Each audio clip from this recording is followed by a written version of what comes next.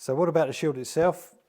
Height-wise, it's about 128 centimetres high by about 64 centimetres wide. That's what, roughly mid-abdomen to your feet. It's a three-ply board, so if we switch over here, we can see that it's made up of strips of wood that are at about 5 centimetres wide, and these are about 2 millimetres thick. This layer will be, this is a three-ply board, by the way, so you get a total thickness of 6 millimetres, with obviously each layer being 2 millimetres thick.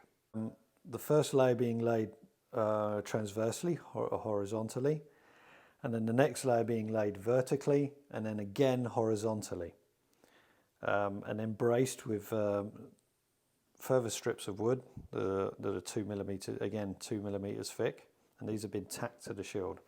So once you have the plywood layers put together, which they would have been shaped in a mould, in a form, you need to cover it. So you need to protect the shield. So the next layer that goes on is a fabric. Now, fabric can either be linen, as far as we know, from samples that have been found, linen, wool, or in some cases felt. Felt is obviously it derives from wool. So yeah, again, it's either linen or wool. In antiquity, you didn't have much choice when it came to fabrics. No polyester. So you have that layer that then goes over the boards with an adhesive, obviously an animal-based adhesive. Then you have another layer that could be leather. Not all shields had leather coverings on them, but yeah, that could be the next layer. And then on top of that, you would have a layer called gesso. Now, gesso is made of gypsum, which is white, so it's a white powder, a bit like chalk. And then you have, or it is chalk, I should say. Then you have, which is mixed with an animal-based glue, which would be made from rabbit skins or boiled down bones, anything. Any animal leftovers and animal parts would be boiled down to make glue.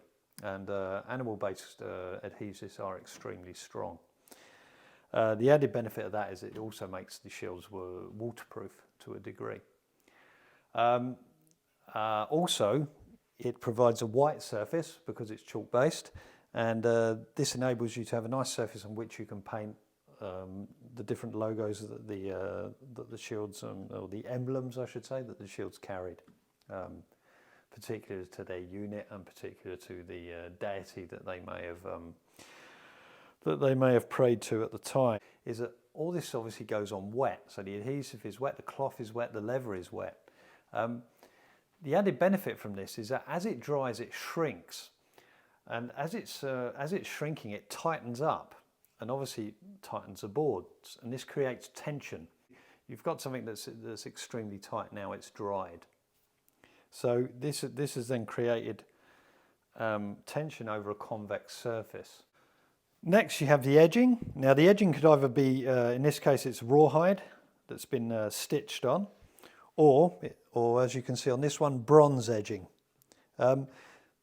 This helps secure the edges of protect the edges of the scutum or the shield, but also maintains the shape that we see, the convex shape.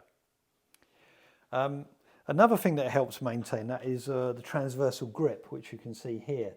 So the shield grip, as it's riveted here to the iron boss on the other side, it also keeps the two sides held together. So it stops the shield moving apart, because obviously the natural tendency of the wood would be to slowly open up, and it can't because of this frame, this internal sort of skeleton here, I should say, and then also in part due to this transversal grip and the edging. So that's an important part. That maintains that shape, that convex shape. Effectively, what you have with all these different layers is an ancient form of composite. And a composite, by definition, is multiple layers that provide you with a strong yet flexible surface, and obviously something which is a lot lighter than say an equivalent in one particular matter. So if you had a shield made out of oak boards, that's going to be a lot heavier than a composite shield. If you've got a shield made purely out of bronze, again, that's going to be a lot heavier than a composite shield. So actually what we're looking at here in the Scutum is an extremely high-tech piece of equipment. The final part, or the sort of the pièce de résistance, as we like to say, on the the Legionary, because yeah, we're sort of French, aren't we? Is the iron boss. And the iron boss is interesting because it's the focal point, the central point of the shield. Its function is to protect the hand, because obviously you're holding the Scutum like so, and you need to protect your hand from any blow. So anything that will penetrate the shield is not going to hurt your hand and cause you to let go, and that is the function of the boss. Anyway, thanks for watching the first part of the Scutum, the Roman shield, and I will be back with the next episode as soon as I can. Thanks for watching.